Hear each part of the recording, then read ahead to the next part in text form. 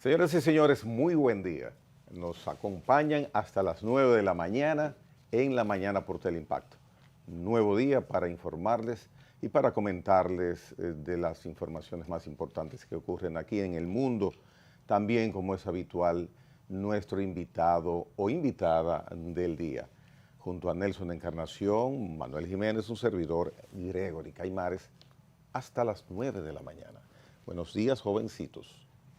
Buenos días, amables televidentes. Buenos días, queridos compañeros. Ya usted lo dijo, hasta las 9 de la mañana. Hoy nos vamos a rodar un poquito más de las 8:55, porque tenemos un invitado que habla mucho. Y habla mucho y habla bien.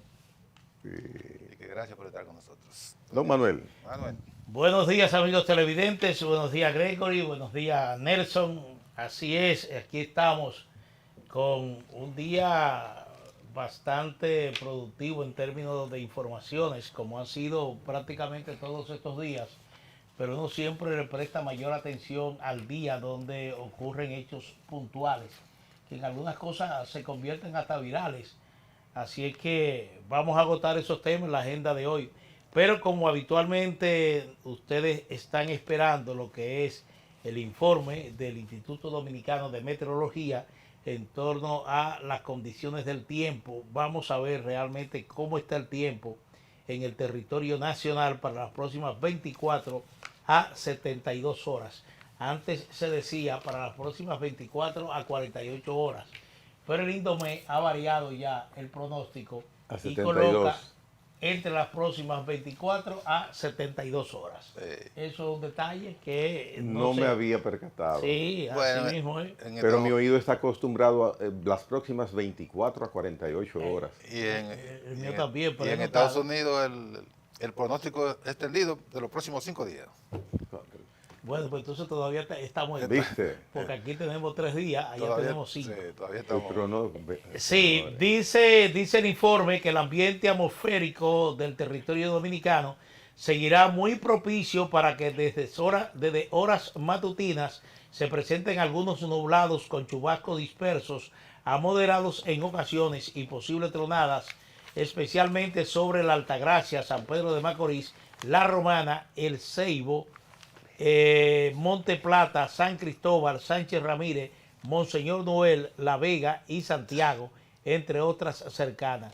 No obstante, durante la tarde hasta entrada la noche, el acercamiento de una vaguada en superficie asociada a un sistema frontal ubicado al noreste de la isla y la incidencia de otra vaguada en varios niveles de la troposfera favorecerán las formaciones de nubes significativas con las ocurrencias de aguaceros fuertes, tormentas eléctricas y ráfagas de viento hacia localidades de la provincia bajo los niveles de alerta y aviso meteorológico, además de otras ubicadas en regiones norte, noreste, sureste, cordillera central y zona fronteriza.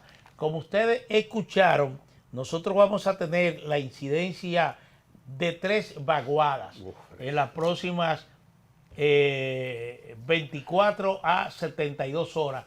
Es lo que está previendo el Instituto Dominicano de Meteorología. Habrá una que estará incidiendo en horas de la mañana en zonas del territorio nacional. Después del mediodía se está anunciando la presencia de otra y ya antes de entrar la noche tendremos otra vaguada en superficie. Es decir que vamos a prepararnos porque concretamente cita solamente algunas provincias, pero habla prácticamente de todas las regiones del país donde estarán ocurriendo lluvias. Mira, y hay que destacar, ayer se estuvo informando de las consecuencias que han tenido los fuertes aguaceros que se registraron particularmente en la costa atlántica y fundamentalmente en el norte del país, incluyendo la línea noroeste. Hay una información, Gregory y Nelson, que destaca que desde el 8 de abril hasta la fecha se han producido 9 muertes a consecuencia de los torrenciales aguaceros.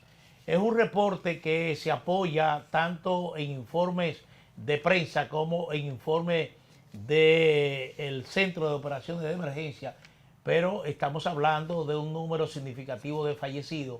Eso ha ocurrido particularmente en el Gran Santo Domingo, San Cristóbal, Puerto Plata. Puerto Plata. Sí. Puerto Plata, sí. Y no recuerdo qué otra provincia se cita entre las que han sido afectadas, además de las afectaciones a viviendas, a carreteras, a puentes. Es decir, tenemos daños significativos, tanto en términos materiales como de vida humana, a consecuencia de los aguaceros que han estado cayendo sobre el territorio nacional y que de acuerdo a este último reporte proseguirán en el día de hoy. Bueno, a tomar precaución, siempre lo decimos aquí, a tomar precaución, porque 8 muertes en menos de un mes. 9. 9, perdón, no sé por qué dije 8. 9 muertes en menos, es más, 9 muertes en un año. Eso es altísimo. Y ha sido con bastante información, hay que reconocerlo, por parte de las autoridades, incluido en algunas ocasiones en que el presidente ha presidido sesiones de trabajo, precisamente previniendo, alertando. Las clases se han suspendido de manera preventiva, los horarios de trabajo se han modificado, se ha autorizado a algunos sectores donde lo amerite el teletrabajo. O sea, la autoridad ha estado pendiente, pero la autoridad ha estado pendiente de cuidarnos a nosotros, a todos. Entonces, nosotros debemos escuchar bien y prestar atención, no subestimar, no, ya están diciendo que, mira, va a llover. No, no es que va a llover, es que viene un peligro. Así es que debe verse.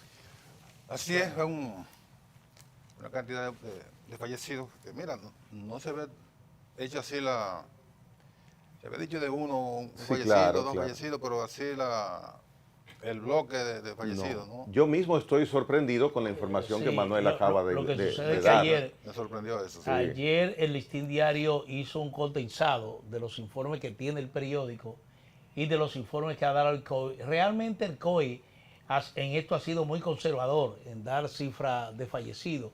Ellos realizan sus propias investigaciones para establecer que un muerto se corresponde precisamente por la situación de inundaciones.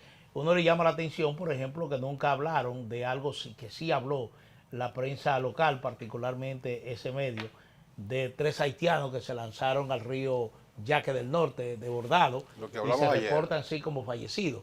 Ese dato no lo da el Centro de Operaciones de Emergencia, así como otras muertes que está citando el periódico Listín Diario, que tampoco aparecen en los boletines oficiales del COI. Entonces, en esto, realmente la prensa normalmente recibe muchas informaciones de los corresponsales que tienen distribuido en todas las zonas del país, y a veces esas informaciones que llegan a los medios no la ofrece de manera oficial el COI. Yo creo que el COE en esto actúa con la misma lógica de los operativos de Semana Santa, de Navidad, y los días que montan operativos especiales para el tema del tránsito.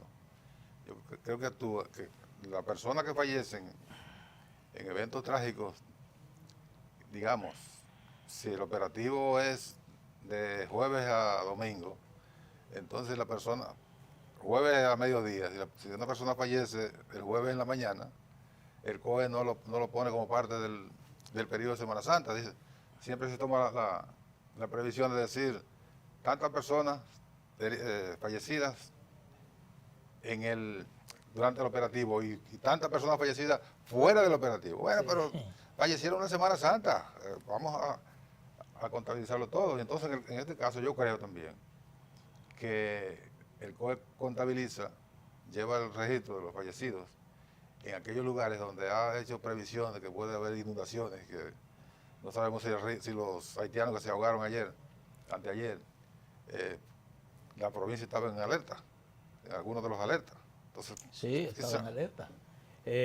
La zona de la línea noroeste, si usted ve el mapa, toda estaba en alerta verde. De hecho, de las amarillas que hay ahora, que son pocas, ahí yo creo que el esas. fin de semana estuvo en alerta amarilla esa zona. Bueno. Y se produjeron grandes...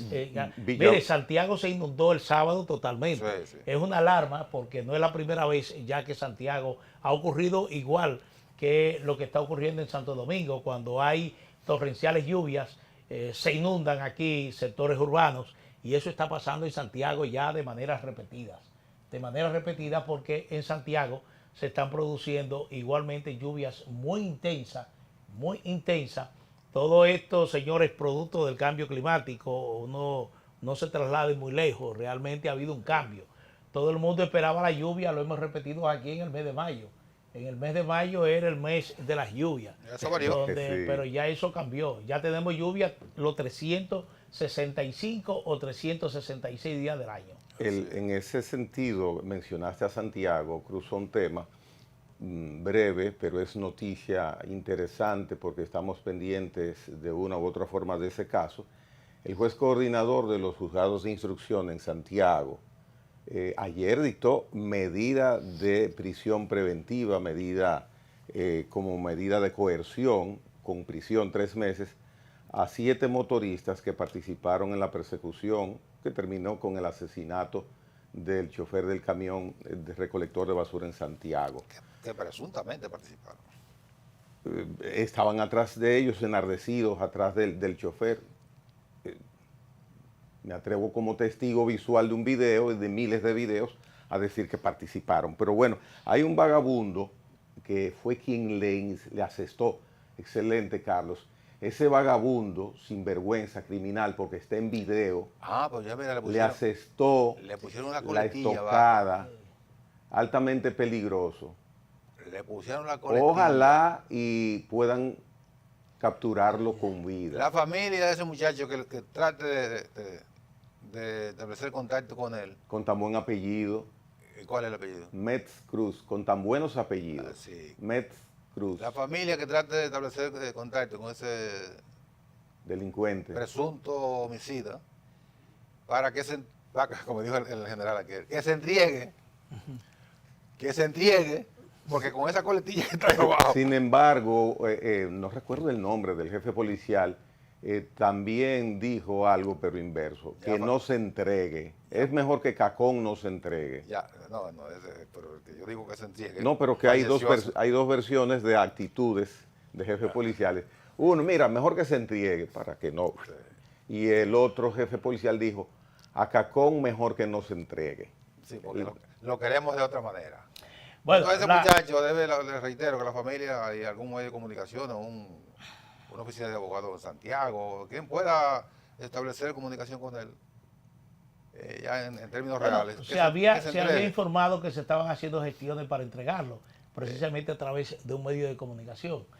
Pero aquí la medida de coerción que dictó ayer el tribunal contra los inculpados en este caso implica que el Ministerio Público tiene ya las informaciones y la evidencia suficiente para construir un expediente y hacer una acusación formal ya para un juicio preliminar y posteriormente un juicio de fondo. En el caso de ese prófugo que ustedes observaron ahí su fotografía, hay que destacar que él está en libertad con una medida de coerción. Él tiene una ¿también? medida de coerción, bueno, lo comentamos aquí. Es un angelito. Es porque él, la policía lo acusó y posteriormente el Ministerio Público también hizo una acusación formal de haber disparado a un agente de la institución. Y entonces lo que uno no entiende es que si una persona usa un arma de fuego para disparar a un agente del orden, se le pone como medida de coerción presentación periódica e impedimento de salida del país. Entonces, uno no entiende por qué la norma en incidentes de esta naturaleza, cuando usted utiliza un arma de fuego y dispara contra otra persona, usted tiene un instinto criminal. Es decir, su finalidad es darle muerte. Y entonces resulta que en este caso sorprende que a él se le impusiese como medida de coerción presentación periódica e impedimento de salida del país. Hoy está prófugo acusado de la muerte de un infeliz. Digo un infeliz porque realmente se trata de un ciudadano común que trabajaba como chofer de un camión recolector de basura, padre de 5 hijos que quedan en la orfandad, y este señor le propinó una estocada, según se ve en el video que circula en las redes sociales, que le causó la muerte.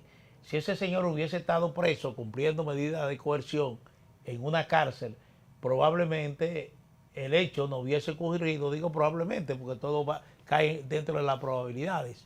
Pero el único que tuvo el instinto de darle esa puñalada, esa estocada a ese chofer fue precisamente ese joven que está prófugo. ¿Y cuándo fue la medida de coerción? Porque hay también establecer la distancia entre un hecho y otro, porque a lo mejor los medios no citan cuándo fue la medida de coerción, pero yo insisto de que si tú tienes una medida de coerción, no es una medida de hace mucho tiempo, porque él tenía presentación periódica. Pero eso digo, entonces si lo tenía todavía, estaba dentro del proceso, el Ministerio Público no estaba haciendo su trabajo, porque si él no se presentaba, uno supone, o a lo mejor lo hacía, cumplía con el mandato de la medida cautelar y se presentaba, vamos a suponer, pero ¿qué tiempo hace de eso? Que no se llevó a juicio, no se instrumentó el expediente para que ese ciudadano fuera ante un juez individual o un juez ¿Sabe Dios tribunal colegiado? ¿Cuántos casos hay en este país? No, que hay miles de casos similares. Y casos en que la persecución judicial se extingue, se esfuma, se desvanece por la no existencia de un ente acusador y inmediatamente el caso ahí, pues como se conoce, se cae. No, pero en este caso de orden público le disparó a un agente. No, pero yo digo que eso como, el Ministerio Público no lo puede dejar caer. Pero en teoría no, pero que hay muchos casos que como no hay un interés específico de alguien, los casos se caen.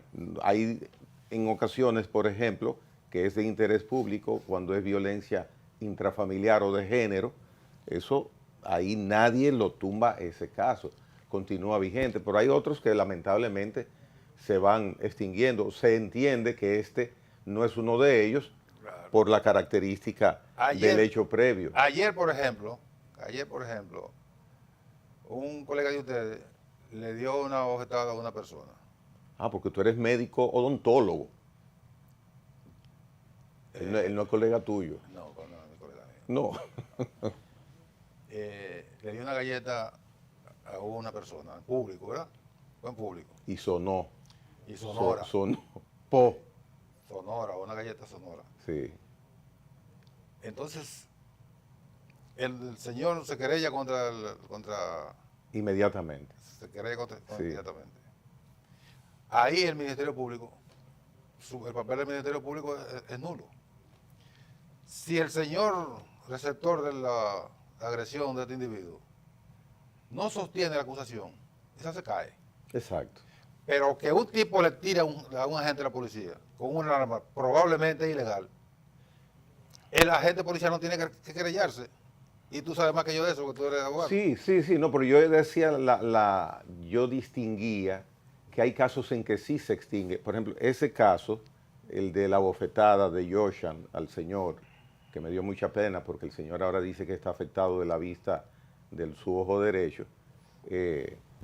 Ahí tiene el señor que, bueno, ya él constituyó abogado. Sí, ahí el señor, porque él lo hizo. Pero tiene que sostenerla. Tiene que sostenerla, sí, tiene que sostenerla.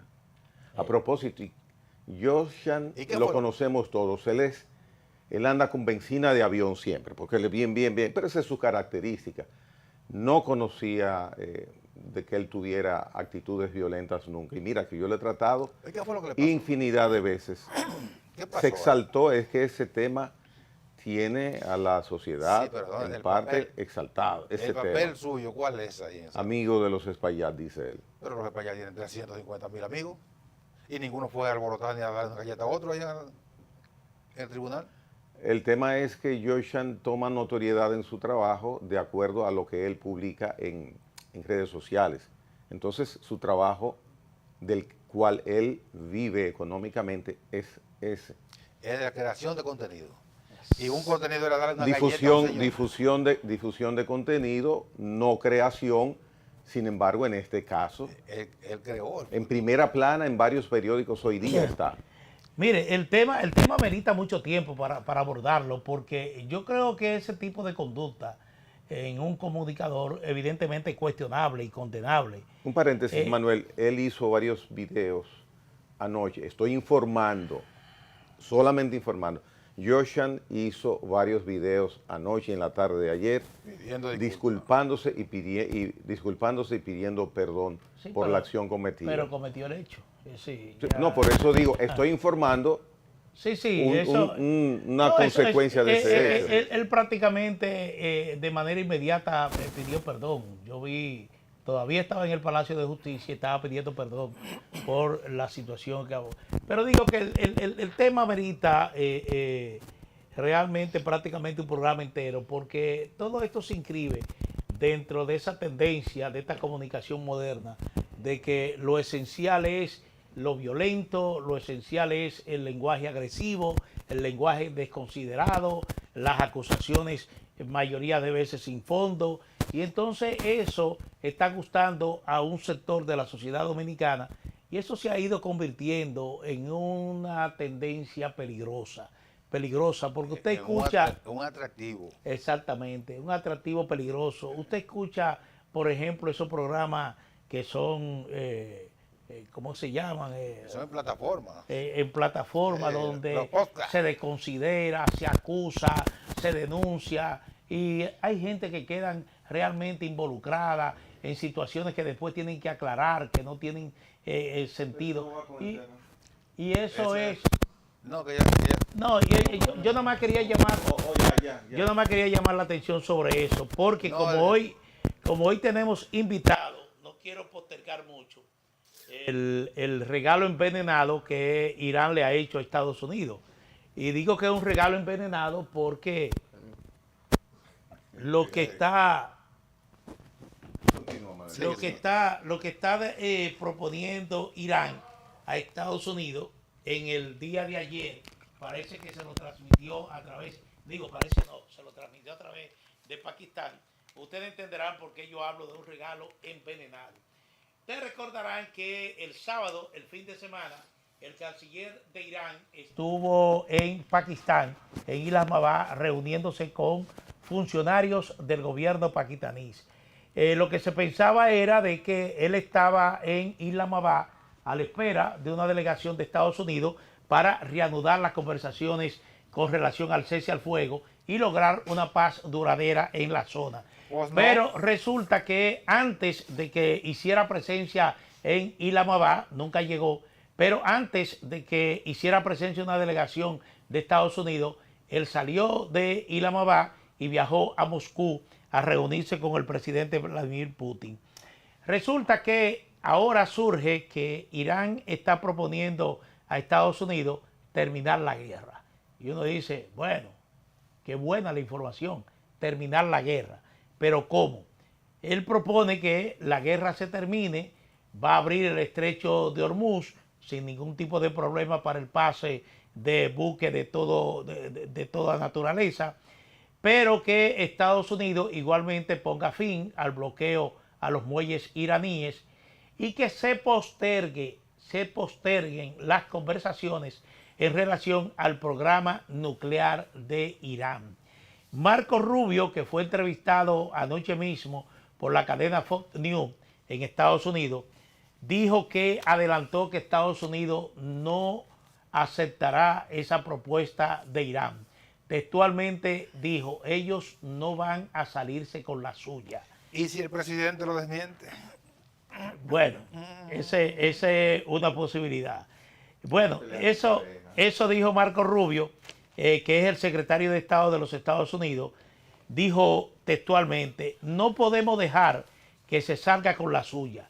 Dijo Rubio en una entrevista a Fox News, tenemos que asegurarnos de que cualquier acuerdo que se haga, cualquier pacto que se haga, sea uno que definitivamente les impida alcanzar un arma nuclear en cualquier momento. Esa posición que esbozó Marco Rubio en esa entrevista con esa cadena de televisión estadounidense es la misma de Israel. Israel está radicalmente opuesto a que Irán pueda de alguna manera tener armas nucleares y sacar las conversaciones que eventualmente vuelvan a sostener Estados Unidos e Irán.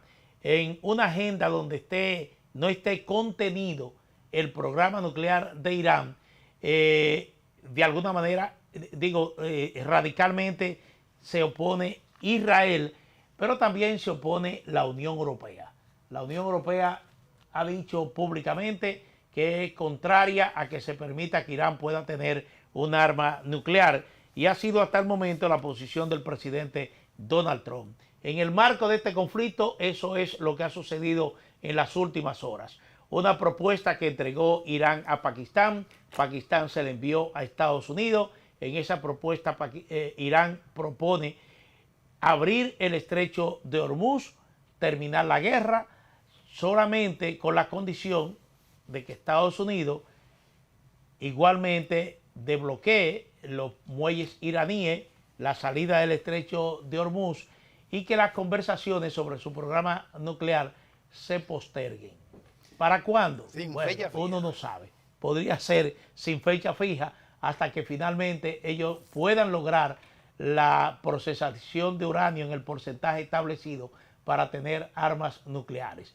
Porque no se lleven engaño, el fin fundamental de Irán es tener definitivamente un arma nuclear, y hay que reconocer que después del ataque de Israel y Estados Unidos a Irán, ellos han radicalizado esa posición, porque anteriormente estaban dispuestos a seguir conversando sobre su programa nuclear, pero el ataque realmente ha neutralizado a Irán. Para finalizar, yo quiero llamar la atención de algo que dijo ayer el canciller alemán. El canciller alemán, que se llama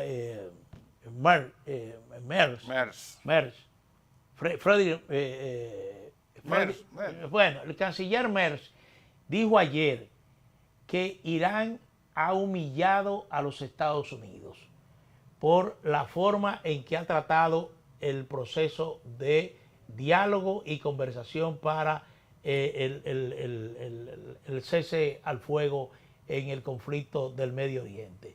Y él dice que esa humillación se debe a que Estados Unidos entró a esa guerra sin un plan definido, sin un plan de cómo entrar, pero tampoco sin un plan de cómo salir. Y eso lo dijo un aliado de los Estados Unidos. Un insolente lo que ese señor.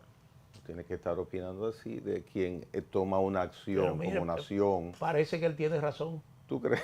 Sí, parece que él tiene razón. Él siente que a Estados Unidos le ha ido mal, pero decir que Estados Unidos no tiene un plan para hacer una acción así es muy ligero, Es como, puede tener un mal plan, pero como dice el canciller Merz, que su apellido parece el nombre de una medicina.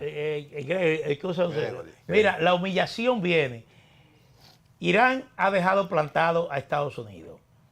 Irán le ha dicho a Estados Unidos no. Un no que implica todo. Es decir, un no, un país que de acuerdo a Estados Unidos está virtualmente destruido, sin una capacidad militar significativa para responder a los ataques de Israel y de Estados Unidos. Y le ha dicho no. Pero lo más grave es que lo ha dejado plantado. Vamos a negociar, y le ha dicho no voy a negociar en esas condiciones.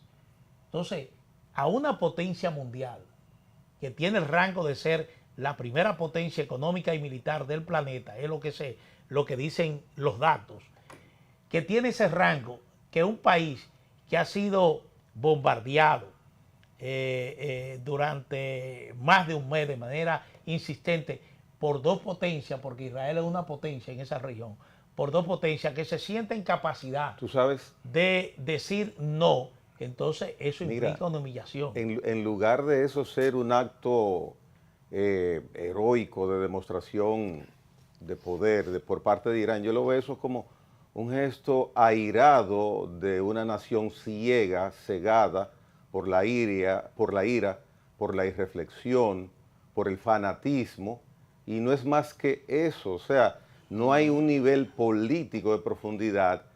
Nelson, tú que estás asintiendo, es que no es lo mismo Israel geopolíticamente. Me estoy preparando para mi turno. Mira, no es lo mismo, por ejemplo, Israel, que se puede decir lo que se quiera de Israel con razón o sin razón, pero ahí hay profundidad de criterios en el sentido que sea, mantienen nivel.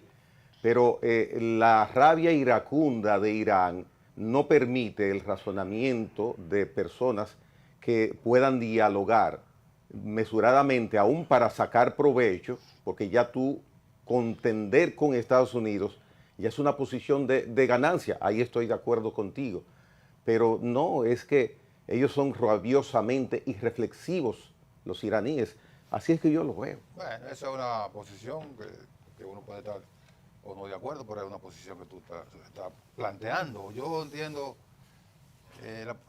lo que dice el canciller Merz. Merz, que es el primer ministro de Alemania, se llama canciller.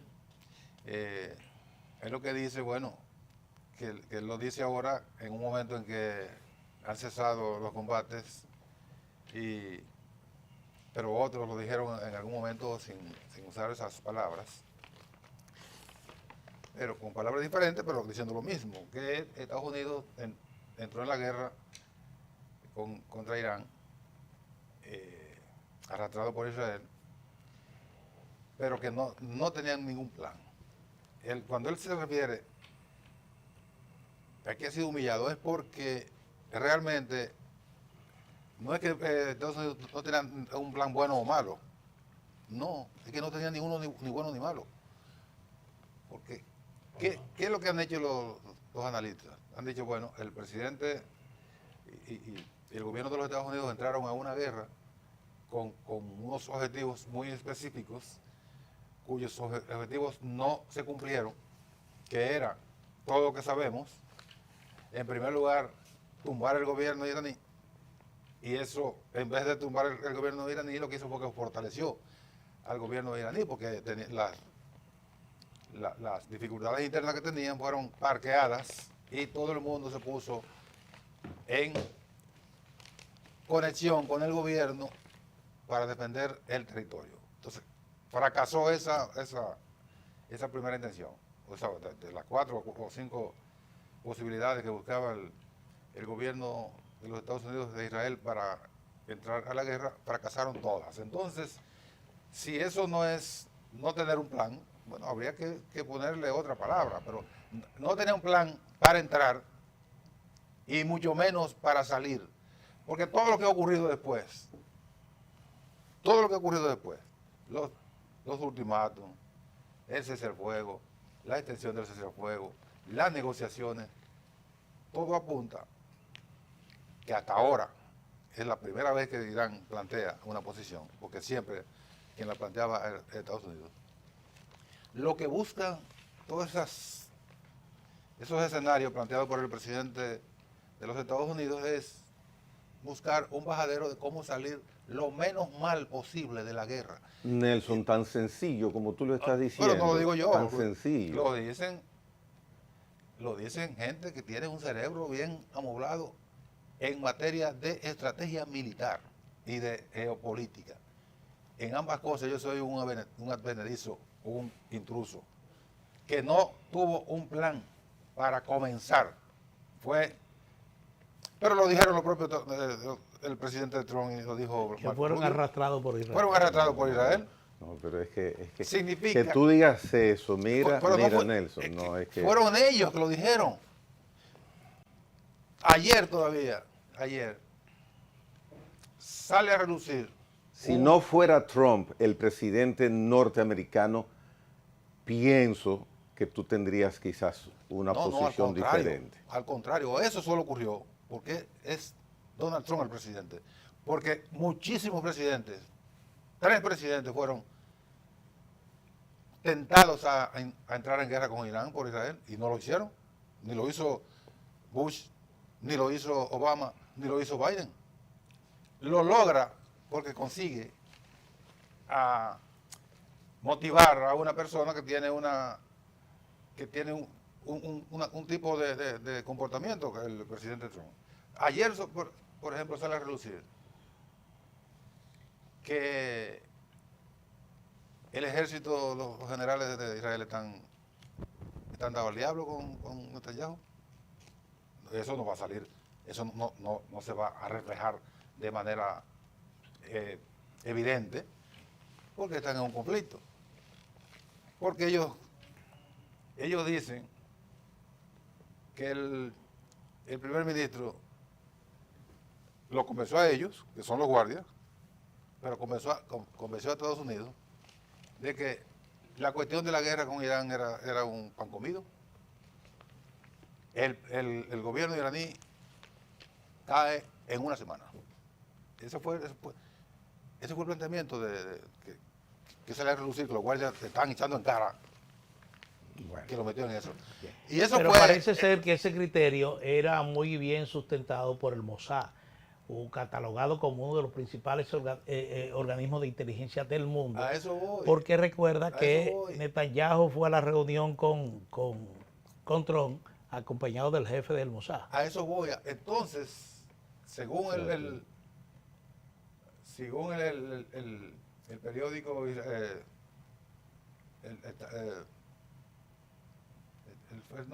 Hertz, un periódico que es uno de los principales periódicos de Israel.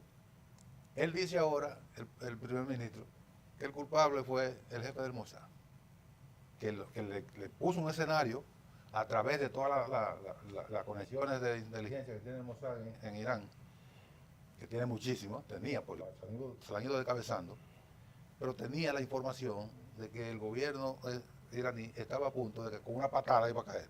Y Entonces tú piensas que es mentira lo que él está diciendo. No le das la posibilidad de que sea cierto. ¿Quién está diciendo Lo que mentira? está diciendo Netanyahu, que se tomó esa decisión basado en el reporte del jefe del Mossad. No, lo que Eso dice- puede, no, lo que eso dice- puede tener No, sentido. lo que dice el periódico es que está tratando de echarle la culpa a otro. Él está tratando de echarle la culpa a otro. Pero es que, Cuando- es que puede ser cierto que la culpa sea del otro. Puede ser, o sea, Bueno, yo no estaba ahí, bueno, es y si posible tú eres, porque y es- si tú, ¿te entiendes? Es posible porque el jefe de Exacto. inteligencia es el del Mossad. Sí. El primer ministro se lleva de la información que le trae su jefe de inteligencia, que le dice, mire, excelencia, este es el escenario. Así que, mire, don, No, pero mire, excelencia, este es el escenario. Según el levantamiento en el terreno que tienen nuestros agentes, el gobierno iraní va a caer con una patada que les demos. Y no fue así. Bueno, Todo- todo eso puede ser así, hay que pasar ¿cierto? que parece ser que el Mossad tiene una infiltración muy importante en Irán porque informaciones puntuales, por ejemplo, como cuando se inicia el conflicto, que descabezan a la cúpula religiosa, a la cúpula militar, a la cúpula de inteligencia, con un solo bombazo. Bueno. Esa información privilegiada probablemente la ofreció una fuente de inteligencia. Y posteriormente la muerte de otros líderes iraníes, Sí. también eso pasa por información muy puntual y muy certera que salen desde Irán. que se han dado muchísimos casos recientemente, tú los has relatado acá. Sí. Bueno, señores, hay tiempos que hay que detenerse y procede ahora que hagamos una pausa. Este es el tiempo de la pausa.